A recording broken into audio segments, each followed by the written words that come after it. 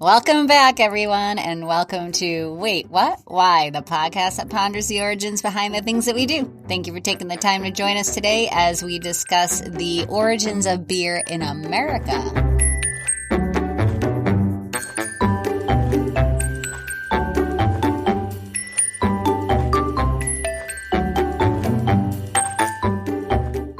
I'm Nicole Gallagher. And I'm Dennis Gallagher. And before we even get going, I'm going to talk about the last episode we did about the origins of beer. It was quite a week from hell. So if you listen to episode 16, first of all, I'm going to apologize for the sound quality.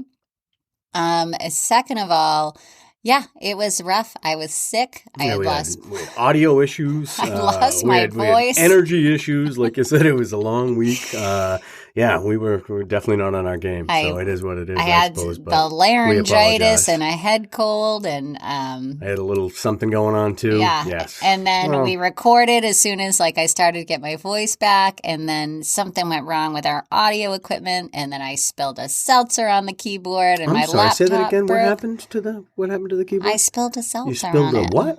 A seltzer on it? Yes. How did that get near the computer? Just like it is right now.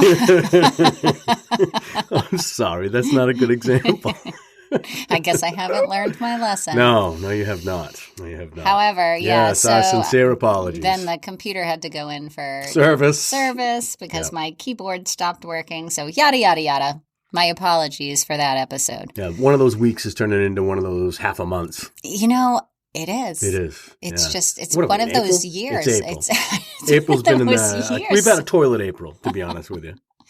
But yeah, anyway. And we apologize if our podcast, our conversation with you guys has suffered at all.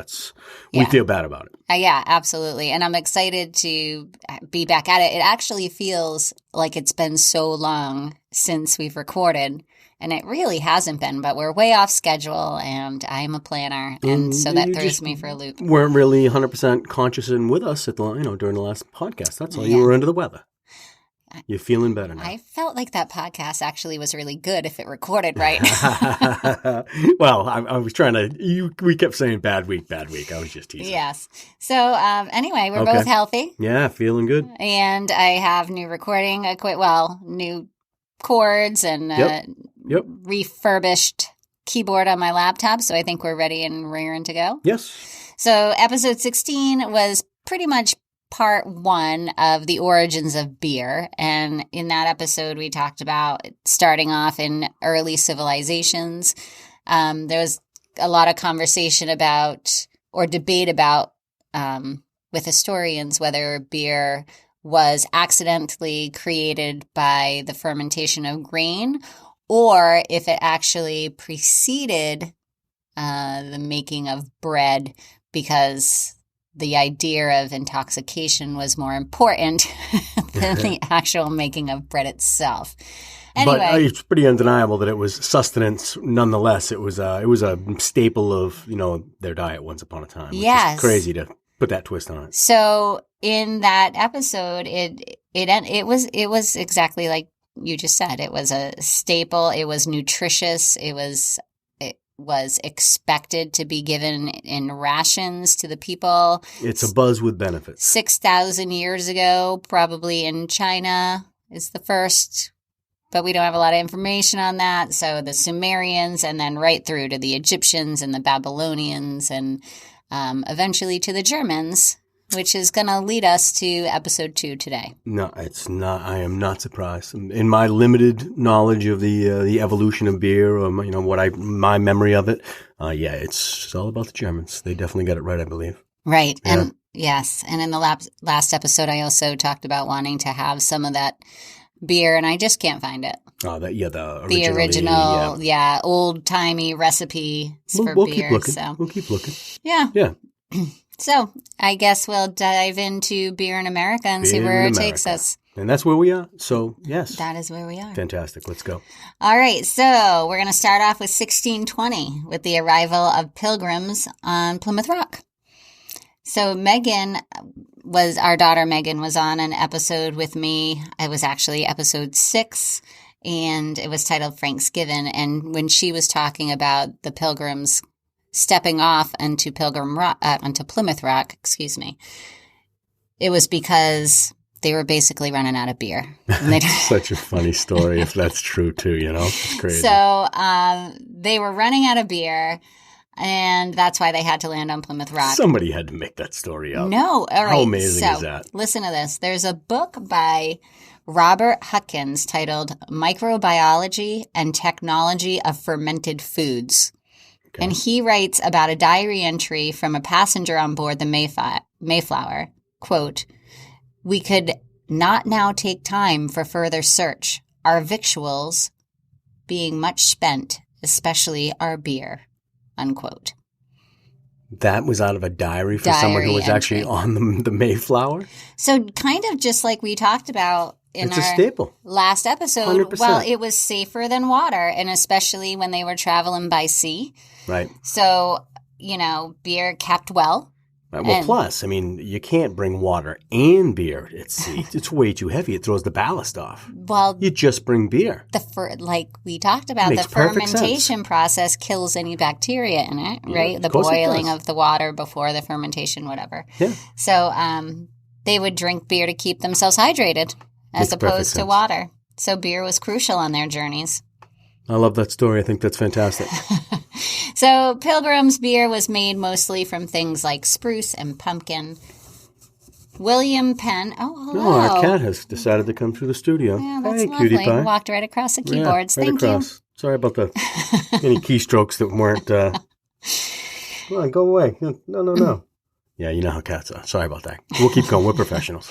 William Penn wrote that beer in his colony was made of molasses and sassafras, or pine, infused into it. So, again, I feel like I'm going to keep talking about the Egyptians or who really perfected beer where it wasn't so, clumpy and porgy, and they could actually pour it into a glass and just drink it without a filtered straw, and added a bunch of different stuff. So Pilgrim's beer was made, it's all about resources, natural resources. What do you have, right? What they have available. What do you have? Of course. You have spruce. And you have pumpkin. What can we do with that? How do we make it into beer? Yeah. So, and then once here for a while, Pilgrims learned to make beer from the Native Americans, or the recipe from the Native Americans, which used maize in a lot of their beer. Which is just a very hearty, like corn, right? Almost like what we'd call a cow corn nowadays, I think. Yeah. In 1637... the legislature of Massachusetts Bay Colony met to decide on a fixed price for beer, and the fixed price ended up being, quote, not more than 1 penny per quart. So the first kind of... It was a red cent for a pint or whatever it was. Yeah. No kidding. Yeah, because in the past, I'm going to talk about this here, but in the past, it was considered medicinal and necessary for life. So now that we're in the colonies, there's an emphasis to keep the cost down. Is that kind of what it is? Emphasis to, I guess, pay for it. Okay. It's like the early beginning of... Not being about that or overcharging for it? Is that what you're thinking? Yeah. Oh, okay. So George Washington, as commander of the Continental Army, proclaimed that his troops would receive a quart of beer as part of their daily rations. Again, similar to the ancient civilizations. Good general. They never did that for me. Good general. As the war continued and they had to ration their supplies, he really had to fight for his troops in order to get that ration of beer to his troops. He was also a brewmaster himself and had his own brewery on Mount Vernon. George was a pretty impressive man. Yes. And Mr. Washington, I should say. There is actually a handwritten recipe that he had for his brewery on display in the New York Public Library. That's awesome. That is awesome. No kidding. And then who are some other founding fathers that you would know of that we would... Well, do you mention Sam Adams? Not yet, yeah. Sam Adams is the first one I think of. And, and again, we're New Englanders, and I'm kind of a Bostonian. So, yeah, Sam Adams is the one that jumps to mind for me. So Sam Adams, James Madison, Patrick Henry, and Thomas Jefferson were also all promoters of breweries. Oh, I thought you were going to say they were like brewmasters. No, they a lot of them did make their own beers, though. Sam Adams obviously did. Yeah. So Moving on in America, between 1800 and 1865, brewing began to expand in America. In the early 1800s, there were approximately 140 commercial breweries in America. Production was pretty small scale, though, and local. And beer, did not become a mass-produced or mass-consumed beverage until after the Civil War. That's interesting. So just some small brewers making their own. Yeah, almost like probably like stills in the woods. I mean, obviously on a grander scale than that, but it was probably big old barns and, you know what I mean, and on the homesteads. Mm-hmm. Yeah. Okay. So Civil War, everyone goes off to war and comes home. Well, yeah. So it was actually pretty interesting. So I found an article titled "A Concise History of America's Brewing Industry" by Martin H. Stack. And I'm going to basically paraphrase a lot of the information that was in this article. It goes into statistics and numbers and things like that. And I'm not going to go into that, but there was a lot of good information in his article. So he basically states that there are 5 factors that led to beer being the nation's dominant alcoholic drink. The first factor was immigration. Right, so we have immigration from Britain, Ireland, Germany, and this all contributed to beer in the United States. Okay. The second factor was industrialization and urbanization. Excuse me. So many workers drank at work. The hardworking folks all day. Drink, right? They drink all day. They would drink at work. They would drink after work. That's nuts. Well, it was the process, and it was the same in ancient civilizations. Like it was part of their daily intake. Yeah, it George would be Washington, like, you just told me he was giving it to his troops. Yeah, it would be like carrying around your like Nalgene bottle and you're drinking water all day. Drinking Bud Kingers all day. But, way back when, I don't think the alcohol content was very high. So anyway, that was the second factor. Well, if they were drinking all day, their tolerance was through the roof anyway, so it didn't matter where the alcohol was. Yeah, you would think right? so. They could probably sustain all day as long as you gave them a couple eggs for breakfast. Yeah. Go. Yeah. Go get them, boys. And again, it was beefier too. It was like meatier kind of brew. The consistency of the beer. Yeah. Okay. Sorry, I didn't mean to cut you off. No, go get fine. them, boys. The third factor was many workers began to make more money and therefore could afford more beer. Well, higher wages. Yes. The fourth factor was that beer actually benefited from the temperance movement, which advocated for, because beer was lower in alcohol than whiskey and rum and other things. So when the temperance movement started, it actually made beer more appealing because it was less alcohol. I didn't understand. I didn't know that. Okay. Yeah. Huh. And the fifth factor was basically new technologies, scientific developments. You were able to create new kinds of beers, and then other like industrialization, scientific developments such as refrigeration, modern day pasteurization. Okay. All helped to prolong packaged beer. Yep. So allowed it to be transported farther, that kind of thing. And that's what we're going to talk about. Yep. So those are the 5 factors from his article, and then we're going to kind of go through a time lapse of how this impacted America, or how it became very popular. You're going to tell me when the Kennedys made all their money? Yes. Okay. So by the 19th century, several companies began to increase their beer production. Pabst Brewing Company in Milwaukee, Anheuser-Busch in St. Louis became 2 of the nation's first national breweries. They were, like I said before, it's just like little local brewers. They weren't national breweries. So, so Pabst is that old? I didn't know that. Yeah, Pabst and Anheuser-Busch. I kind of knew Anheuser was. Yeah. Wow, I didn't know that. Shout out to Pabst. And then with the help of the railroad system, they were able to distribute their beers to other distant beer markets. So these 2 brewers became known at that time as shipping breweries. Then, between the Civil War and national prohibition, the production and consumption of beer surpassed all other forms of alcohol. Here comes the cat. Hi, kitty. Hey, kitty. She never bothers with us. It's so funny. We're on the air and she's like, hey, I want some, the video camera's on, right? She wants a little love. All right. So where was I? The consumption levels of alcohol had peaked in the early 1800s. Temperance and prohibition forces grew increasingly vocal and active as the century wore on, and by the late 1800s, they constituted one of the best organized political pressure groups of the day.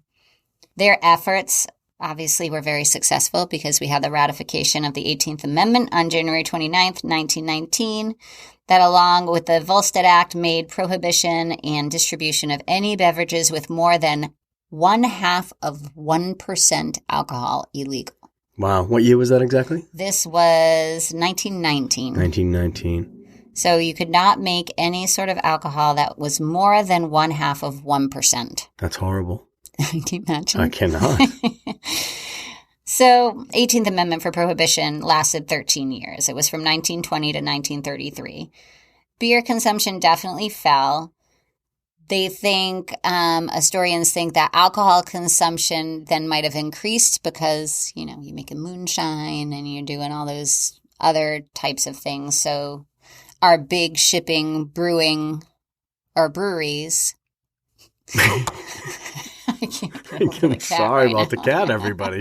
I don't know what she. I wish we were on video. I hate to say this because she's super old. I mean, she gonna die tonight, and she's trying to get her last little bit of love in. What's going on here? We call her Skeletor. She's like 16. Yeah, her name is Cutie old. Pie. So you can imagine we didn't name the cat. Our kids named her when they were kids, and they're in college now. And yeah, she's skin and bones and pretty much relegated to the upstairs because our dog will eat her. And she's she's been wanting our love for the first time in a long time.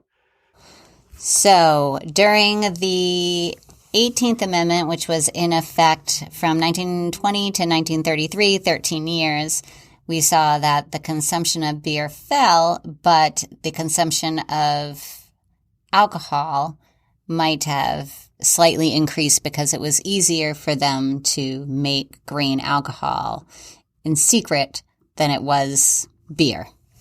Like overall. Yeah, okay. So it was just must have been easy to make booze or spirits, you know, in the woods or, you know, in hiding, right? Because they hid the stills. And I believe so. I have no idea what it takes to make either. I do know that I think moonshine is disgusting. Yes. Any of that grain alcohol. What was that other alcohol? We were just Everclear? Yeah. When we were younger? Yeah. I almost said kids. That's horrible. When we were younger, yeah, Everclear was a thing in Rhode Island anyway. It was like super high. Content. High, Yeah. We used to make our content. moose juice and throw lunch punch and whatever else it was called was Everclear. Yeah. Yeah. So I feel like I just confessed nowadays something. you can actually get moonshine though. Like you can go Right. even in the Well, liquor at the store. liquor store, They sell mason jars full of it and things Yeah. like that. And they make it with like apple cider and things so that it's more palatable because it is like rocket fuel, right? Right. Yeah. No, I don't like that. Right? So No, it's nasty. Nobody it like is that. nasty. No. So that left our big brewing companies with, you know, now they were being successful. The railroad system, they were able to transport their beers. And now, you know. Along comes prohibition. Along comes prohibition. So they're like, what do we do now? So they were very ingenious, actually. They continued to make beer-related products to stay prepared for any modifications to the Volstead Act, which would allow for beer. So Schlitz, Blatz, Pabst, and Anheuser-Busch began producing a product that they called near beer. Near beer? This was a malt beverage with under 0.5% alcohol. So I guarantee that wasn't even cool back in the day. It was like probably a non-alcoholic Right. beer, essentially. I mean, it had a little alcohol in it. But those big companies had the money to still be able to invest in producing other products, whereas, you know, smaller breweries wouldn't be able to withstand that, I think. Which, again, it probably explains some of the spike in spirits or moonshine, whatever, because they were doing more shots because they were drinking near beer. Right? Well, like you just said, it probably wasn't popular then either. Right. It definitely wasn't. Oh, it wasn't. It was not a success, but it did allow them to keep their, I guess, like beer making skills. They were still like working on perfecting beer making skills. So they didn't make a lot of money, but they turned the till and Yes. they learned. And again, evolution, their machinery and whatever gets better. Sure. And this is kind of where it gets interesting, I think, because, well, I'll get to that. But I think it's funny, the concept of hoping for another like constitutional amendment, right? I know. Like, can you imagine that nowadays?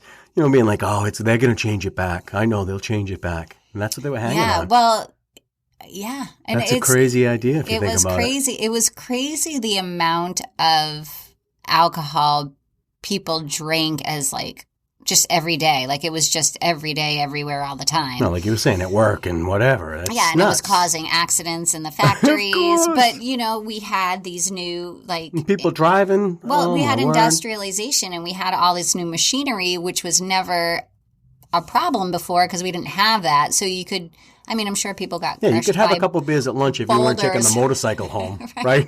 A little different. I was just thinking of the ancient Egyptians that had beer in their rations, and I'm like, I bet you there were a few that got crushed. I guarantee you had one too many, and got underneath one of the blocks. Oh, that's horrible. I was gonna say kicked by an elephant or something, It might have been more dangerous in a factory as opposed to that, but I'm taking that back. Now that I think about it. No, it's dangerous in general. Right? It's dangerous in general. Yes. Yeah. That's why we're so, taken back by it. Yeah. We digress. It needed to happen because people were just drinking all the time. Yeah, it's a no-go. To make it a constitutional amendment is kind of crazy. It's nuts. So anyway. So they're praying for it to come back, all these manufacturers. Anheuser-Busch called their near beer Budweiser. Oh, no kidding. Yes. Bud started out as near beer. Which was simply the old Budweiser lager beer, like the original lager beer that Anheuser-Busch was trying to make. But they brewed it exactly according to their original recipe. But they took all the fun out of it? And then they de-alcoholized it. Yeah. They took all the fun out of it. To get it to that 0.5%. No fun, alcohol. No happiness, no smiles. Yeah. So... Anheuser-Busch and some other leading breweries were granted special licenses by the federal government for brewing alcohol greater than 0.5% for medicinal purposes. The government subsidized even this. With that ratification of the amendment. But they recognized they were given special licenses. And this gave them a competitive advantage because they were able to keep their brewing staff active in beer making. Yep. And again, current in trainings and again, evolutions and sure. Yep. Yes. That's awesome. So the shippers and the shippers, when I say that, I mean Pabst and Anheuser-Busch. And some local breweries also made malt syrup. So it was officially advertised as a baking ingredient for cookies, but very sly. That's what the government. I'm air quoting. That's what the government approved it for. Right. But it was basically for people to buy in order to make their own homemade beer. It was a starter kit. It was a starter. Yeah. Right. It's great. It's a great word for it. It was a starter kit. It's a starter kit. Mm-hmm. So just add water and shake it up, something like that. Gross, maybe. I don't know. That'd be interesting, actually, to see what that was. You get a bag with like a zippy tie or something, Shake and bake. Shake and bake. That's where you shake and bake. So more importantly, what these companies were able to do is they started investing in automobiles and trucks in the early 1900s, so it was around 1910. In order to probably do their own shipping and kind of consolidate. So they started investing in motorized vehicles in order to deliver their beer, and by the 1920s, they were building their own trucks in like huge numbers. Very smart. Yes. The other thing that was very smart was the leading shippers were able to invest in bottling equipment and other machinery, which was used in the production of near beer, root beer, ginger ale, and soft drinks. So these, again, were not huge successes at the time, but they gave these breweries the experience in bottling. Yep, and kept them liquid, too. Yes, right? They're turning the till. Huge. Again, they're doing business. Yep. So while 85% of pre-Prohibition beer was kegged, during Prohibition, over 80% of near beer and a percentage of soft drinks that were sold in bottles. So they were learning about canning, bottling. They were canning their malt syrup to sell for baking. The starter kit. And they ended up becoming, invested in or allies, not allies, when you're together in business. In business partners sure, with, partnership. I guess, unofficially. In concert with what? But with the American Can Company. So this is going to lead to canned beer instead of bottles, right? Yeah, so they started again, like just progressing with all this new technology that's happening, industrialization. They're on the front of it. Yeah. Right, they're on the front end of it. Sure. It's crazy. Smart folks. Yeah. Yeah, that's great. In April of 1933, Congress amended the Volstead Act to allow for 3.2% beer. Now we're getting there. 8 months later, in December, Congress and the states ratified the 21st Amendment, officially repealing prohibition. But in order to prevent, I guess, the same history from repeating or the same instances from reoccurring, they forbade alcohol manufacturers from owning bars or saloons. Interesting. And required them to sell their products to wholesalers, which would in turn distribute their beverages to retailers. And that's, I believe, pretty much the structure to this day. A bonus for these huge companies. Yeah. And that's why we still have Pabst and Budweiser. Okay. Any of those local breweries now are out of it. Right. They can't even compete anymore. Right. So, well, I think they do a lot better now, actually. Well, it comes full circle. Oh, so you keep going. Preach. Love it. So World War I. Okay. We're now into World War I, presents a threat to the brewing industry.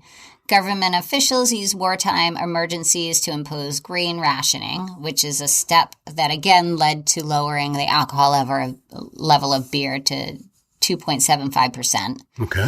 And then World War II had a completely different effect on the industry. Rather than the output falling, beer production rose from 1941 to 1945. And they were sending it by the boat over across the oceans? Well, during the war, our war economy was booming. Consumers, both troops and civilians, were using their wages to pay for beer. Okay. And the consumption grew by like 50% between 1940 and 1945. Wow, that's huge. That is huge. Yeah. That's huge. And so, again, going back to before Prohibition, most consumers, and we kind of just talked about this, but they bought their beer from local or regional brewers, and over 85% of the beer was served from casks in saloons. So following World War II, the number of breweries operating fell dramatically. So this signaled the growing importance of the large national breweries. Did you mean kegs? What did I say? Or casks?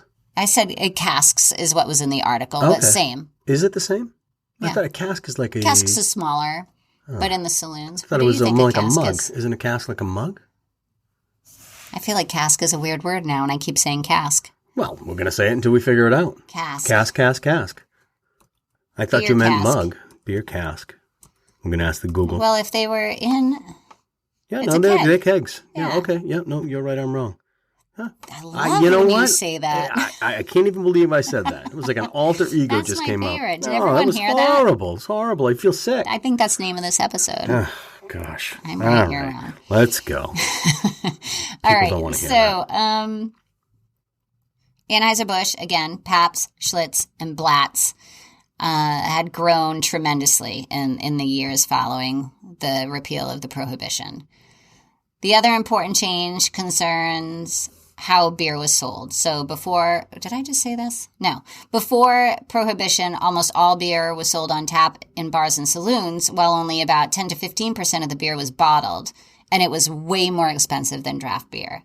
So in 1935, a few years after the repeal, the American Can Company successfully canned beer for the first time. No kidding. And the spread of home refrigeration helped to spur the demand for canned and bottled beer. And then from 1935 on, draft beers were taking a dive because people could now have a bottle or a can. Yeah, fresh and preserved in their refrigerator. Yep. Which was awesome. Thank you very much for that evolution, by the way. Yes, refrigeration. That's the best thing we've said so far. Thank you very much. So that brings us to like the 1980s. Okay. Fast forward. Now we're back to what I remember. 1980s to 2000. Yeah, this is around your right up our alley. 21. Sure. Beer production continued to rise, beginning around 1980. A long decline in the number of breweries slowed and then was reversed. Judging solely by the number of breweries in operation, it appeared that a significant change had occurred. The number of companies began to increase, and by the late 1990s, hundreds of new breweries were operating in the U.S. So although there are many beer enthusiasts began that had begun hundreds of new breweries during this period. They were very, very small. And then due to their small size, these new brewers were nicknamed microbreweries. And now microbreweries, which are like super popular today, have grown to account for like 5 to 7% of the total beer market. So this is why I was saying it has like come... It's still surprisingly small. Now you say that 5 or 7. Well, and I should have looked at...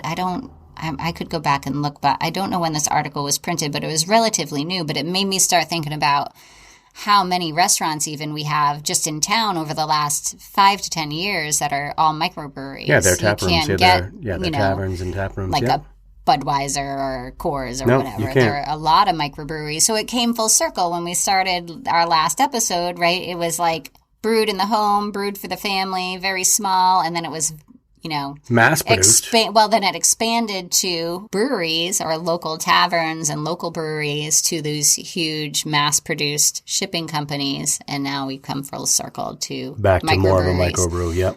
But, they now, it's like that fine, they found their niche because they can ship now too, because all of that has come full circle too. So now they're not just confined to their local place. They can, like you said, the mass producers had built their own vehicles and, had a complete monopoly on that shipping end of things. Mm-hmm. And now, UPS and FedEx, God bless them, will pick anything up and ship anything anywhere for anybody. Right. So yeah, your mom and pop microbrew, so to speak, is got the same kind of reach if they want. Which is fantastic. Why I was at our local store trying to find those ancient brews. They do have a tremendous selection there, too. I get lost over there. I do. I get lost. It is overwhelming. I don't have the time or money or liver to taste all that stuff. It's nuts. It's so much. And it's just, like, I was really trying to find, like, the original, like, founding fathers for, like, the American beer, and then trying to find, like, those, like, ancient recipes for the other episode, and I just can't. It's just too much. There's so much. No kidding. And the ones I researched, I couldn't find the names of. But I have a couple fun facts. I want to find the George Washington one, to be honest with you. That'd be cool. The recipe? Yeah. I don't know. Oh, I should look. I don't know what that was. But I did find a couple of the beers that were... The original brew thing. It's not in this, the notes of the show, whatever. No, I was just looking. We don't have a producer on everybody. My wife is the producer, the researcher, and the head bottle washer, and the whole 9 yards. So yeah, I'm trying. But anyway, if you have the patience to listen to us, God bless you. I do have some fun facts. Okay. From an article titled "Here's to Beer: The Origins and the Numbers Behind the Suds." Here's to beer. I'm looking for a date and I don't see it. But according to this article, the average American consumer over the age of 21 drinks 25.9 gallons of beer or cider per year. That is a lot. That's a lot. Doesn't it seem like a lot? Well, think of a gallon of milk. It's because it's sustenance. That's why. Try to line up 29 gallons of milk. That's a lot of milk. That's a lot. Yeah. That's a lot of beer. Wow. So that's the equivalent of 207 16-ounce mugs or 276 cans per year. So if the average is 20, what is it, 25 you say? No. The average what? Yeah, yeah, gallons. 25 it's almost 26. It's 25.9. So I'm at like 41, 42 then. Right? Yes, today. Today. Not today. Oh, my gosh. Top 20 selling brands of beer. One of my favorites is not the top. So the top is Bud Light. Bud Light by a wide margin. Huge. Looks like. Wow. 27, what is that? 27.2 million. Yeah, million. Per year.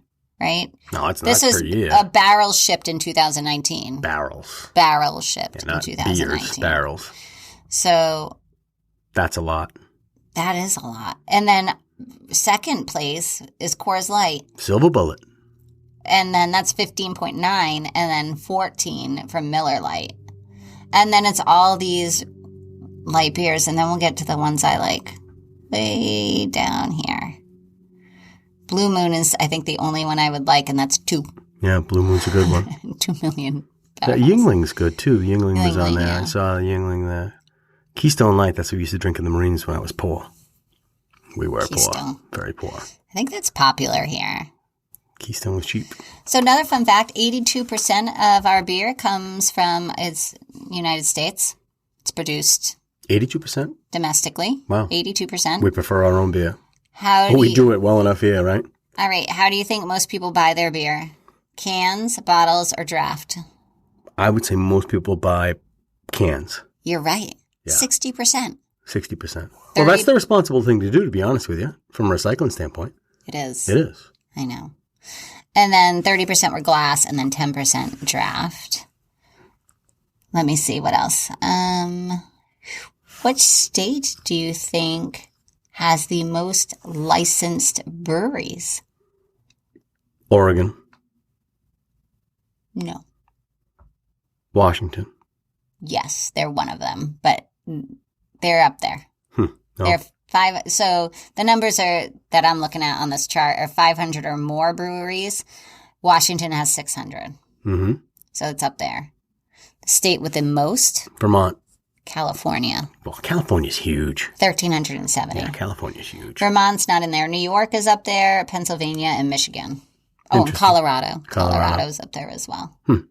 Our little state of New Hampshire has 125 licensed breweries. Representing with 125 in Little New Hampshire. Mass doubles us.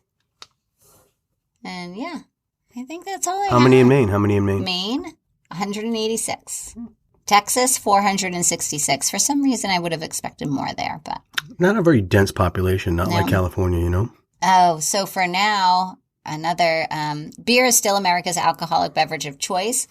CNN reported last December that the market share for beer has dropped as younger drinkers increasingly opt for canned wine, spiked seltzers, pre-made bottled cocktails, and premium liquors. So the huge success story in 2019, CNN reported, was that White Claw, spiked seltzer, jumped 200%. Which is what we drink now. And beer makers have jumped into the seltzer market. So, and we've seen that with Corona and Bud and all those others. Right, Michelob, yep. which is actually our preference. They're all getting their piece of the pie, too, with the spiked seltzers. So, as they should. And that's it. That's all I got. That's all you have? Yeah. It's quite a little ride, though. I mean, it's obviously huge in America. I think it's huge really everywhere. big. I mean, it is. It's big everywhere. All over the world, which is kind of what made this, I think fun for me, is that to have enough information to talk about the origins being in the ancient civilizations and then carry it all the way through to America, and it being so prevalent in everyone's life throughout that timeline. I don't think you necessarily have to be a beer drinker to enjoy, these episodes or, this travel through history, but you can just appreciate, again, the significance of it. I can't believe how important and how interwoven it was with their everyday. Right. And whether it was their from culture. A consumption standpoint but from a food and, again, a sustenance standpoint. That fascinates me. I never looked at it that way. I always looked at it as indulgent. It's always something that's indulgent because that's what it is for us now. No one says, I'm going to go have a beer. I'm hungry. Right. That's crazy. Well, some people might, but to me, that's crazy. But I do, again, think that there, alcohol or wine, maybe more so, is more common among cultures where everyone at the dinner table has wine, including children at dinner or whatever. And, growing grapes and making wine is also woven into their culture probably also. Right. But this was interesting. It was a fun ride. Like I said, I knew it would be kind of cool. I like beer. I like beer. Beer's cool. And again, we apologize for any audio issues and the cat running across our keyboards and stuff. We're just a married couple here doing it in the home studio. Maybe I'll post some pictures of her on our social media. Skeletor, right? Skeletor. That's what I call Poor her. thing. She's just so skinny now. Oh my goodness, it's she's terrible. skinny. Yeah. All right, so I think that just about wraps it up. Great. So, again, we want to hear from you. Please reach out to us on any of our social media. You can find us at Wait What Why Pod. You can email us at waitwhatwhypod@gmail.com. And you can help us to grow and support our podcast by rating us and just share it. Just share it with a friend. Pick your favorite episode and put it out there. If you could, we would greatly appreciate it. And I guess I want to give a thank you to Francis for our podcast artwork. Shout out to Francis. I look forward to many more recordings now that we're back and out of it. Back in action, right? You should mention our Patreon. We need some new stuff, right? We do need some new gear. So yeah, you can become a patron of like Wait What listening to Why. us. There's links in all of our stuff. You can find it on our link tree, and we can always use a couple of bucks. We're looking at getting some new audio equipment. we want to sure. upgrade. We want to do a better job than I'm gonna record us one of these days so you can see Den and I hovering over this microphone, right, and watching the meter, trying to hope that we sound well enough. Oh, it's good times right now. It's a job. If it was easy, anyone would do it. Maybe for our year anniversary, when we hit our year anniversary, I'll video record us podcasting for fun and put it on like YouTube or something. Yeah, people will laugh. Yeah, a couple of goobers. Wait till you see us. All right. Well, thank you everyone for joining us. Until next time. Thank Bye. you. Bye-bye.